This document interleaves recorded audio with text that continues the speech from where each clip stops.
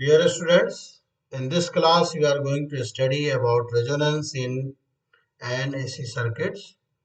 What is resonance? Resonance is a condition in an RLC circuit in which the capacitive and inductive reactance are equal in magnitude. The equivalent impedance of the circuit becomes purely resistive. In another way, we can say that when applied voltage and circuit current are in phase, that is, phase angle is zero or power factor is unity, the circuit is said to be in electrical resonance. If this condition exists in series AC circuit, it is called series resonance. On the other hand, if this condition exists in parallel AC circuit, it is called parallel resonance. The frequency at which resonance occurs is called resonant frequency. Now we are going to take the case of series RLC circuit. ये RLC series circuit है जिसमें VM sine omega T voltage apply किया गया है, जिसमें current I flow कर रहा है. इस सर्किट का इम्पीडेंस हम लिख सकते हैं Z equal to R plus J XL minus J XC. इसको लिख सकते हैं R plus J XL minus XC. By definition the circuit is purely resistive. That means this J term become zero. इससे हम निकाल सकते हैं XL equal to XC. XL को लिख सकते हैं omega nought L equal to 1. XC को लिख सकते हैं 1 अपॉन ओमेगा नॉट C. यहाँ से हम ओमेगा नॉट की वैल्यू निकाल सकते हैं. Omega not is the resonant frequency in radian पर सेकेंड. इसको हम हर्ट्ज में निकाल सकते हैं. ओमेगा नॉट को लिख सकते हैं 2 pi F not equal to 1 upon under root LC. F naught equal to 1 upon 2 pi under root LC. F naught is called resonant frequency in hertz. और पैरामीटर निकाल सकते हैं जैसे पावर फैक्टर है. पावर फैक्टर cos फाइव होता है R by Z. R की value R है and Z at resonance R है. तो इस तरह से cos फाइव 1 हो गया. That is unity power factor. दूसरे तरीके से निकाल सकते हैं V एंड I का जो फेज एंगल है, फेज एंगल डिफरेंस जीरो है, तो cos फाइव को cos 0 degree equal to 1. That is unity power factor. Current को कैलकुलेट कर सकते हैं. Since impedance is minimum, the current is maximum at resonance, thus the circuit accepts more current and as such an RLC circuit under resonance is called acceptor circuit. ये ज्यादा से ज्यादा current को allow करता है फ्लो करने के लिए, इसलिए हम इसे एक्सेप्टर सर्किट कहते हैं. आई नॉट लिख सकते हैं. I nought means current at resonance equal to V upon Z. यहाँ रेजोनेंस पे जेड की वैल्यू आर के बराबर है, तो I nought equal to V by R लिख सकते हैं. वोल्टेज एज रेजोनेंस, क्योंकि omega nought L equal to 1 upon omega nought C. इसमें दोनों तरफ आई नॉट से मल्टीप्लाई कर देंगे. Omega nought L I nought equal to voltage across inductor, I not into X C that is 1 upon omega nought C. इसको V not सी लिख सकते हैं. Thus the voltage drop across L and C are equal in magnitude, but 180 degree out of phase with each other. Also, since I naught is maximum, VL naught and VC naught will also be maximum. Thus, voltage magnification takes place during resonance. Hence, it is also referred as voltage magnification circuit. Series RLC resonance circuit को हम voltage magnification circuit भी कह सकते हैं, क्योंकि यहाँ पे voltage को मैग्नीफाई करता है, एम्पलीफाई करता है, enhances the applied voltage. Phasor diagram under resonance इस तरीके से ड्रॉ कर सकते हैं. देखिए वी आर जो कि सप्लाई वोल्टेज के बराबर है and it is in phase with the current I nought. ये VL I नॉट XL है जो कि VL लीड्स कर रहा है रेजोनेंट करंट से बाय 90 डिग्री. उसी तरीके से VC equal to I nought into IC. ये VC इस I से लैग कर रहा है करंट से by 90 degree. Total voltage V equal to V R in phase with the current. ये तो रेजोनेंस की कंडीशन ही है। तो इस तरीके से हम फेजर डायग्राम को इस तरीके से ड्रॉ कर सकते हैं कि I को रेफरेंस ले लिया, supply voltage and current voltage through the resistor will be in phase, and VL will leads 90 degree and VC will lags 90 degree। देखिए इसमें वोल्टेज लीड कर रहा है, करंट लैग कर रहा है। उसी तरीके से VC में कैपेसिटर का वोल्टेज लैग कर रहा है और करंट लीड कर रहा है। हाँ, ये करंट, टोटल करंट यहाँ पे लीड कर रहा है। इसको दूसरे तरीके से लिखा गया, वोल्टेज लीड्स द करंट। और यहाँ देखें तो वोल्टेज लीड कर रहा है करंट से, लेकिन करंट लैग कर रहा है वोल्टेज से। तो फेजर डायग्राम हो गया। Variation of reactances with frequency, हमें पता है XL equal to 2 pi F L है। इसको हम 2 पाई एल कांस्टेंट है, तो हम लिख सकते हैं XL is directly proportional to F. इसका मतलब है it's graph is straight line passing through the origin. ये एक्सेल की ग्राफ है, क्योंकि ये डायरेक्टली प्रोपोर्शनल टू फ्रीक्वेंसी है। ये फ्रीक्वेंसी वर्सेज रिएक्टेंसेज को प्लॉट किया गया। उसी तरह एक्स सी इक्वल टू, इसमें दो चीजें कांस्टेंट है, 2 पाई एन सी। तो X C is directly proportional to 1 upon F. तो इसका ग्राफ, ये X C is inversely proportional to F. तो इसका ग्राफ होगा, ग्राफ इज रेक्टेंगुलर हाइपरबोला। ये इसका एक्सी का ग्राफ हो गया। अब एक्सएल माइनस एक्सी का ग्राफ जो होगा, इसको हम एक्सएल एक्सी से हम माइनस कर सकते हैं। ये दोनों जहां क्रॉस कर रहा है वहां जीरो से पास करेगा। बाकी ये एक्सएल माइनस एक्सी का ग्राफ होगा।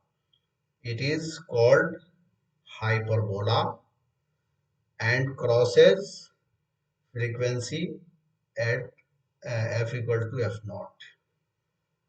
ये वेरिएशन है। इसमें एक इम्पॉर्टेंट चीज होती है band width. The band width the range of frequencies for which circuit current is equal to 70.7% of its value at resonance. The frequency f1 is the frequency at which the current is 0.707 times the current at resonance, and it is called lower cutoff frequency। ये देखिए, ये frequency response curve है जिसमें current versus F को plot किया गया है। This is I not is the maximum current. हमें पता है कि करंट रेजोनेंस पे मैक्सिमम होता है। This is resonant frequency F R. यहाँ पे मैक्सिमम करंट है I nought equal to V by R. अब इसका 0.707 पे एक लाइन ड्रॉ करेंगे।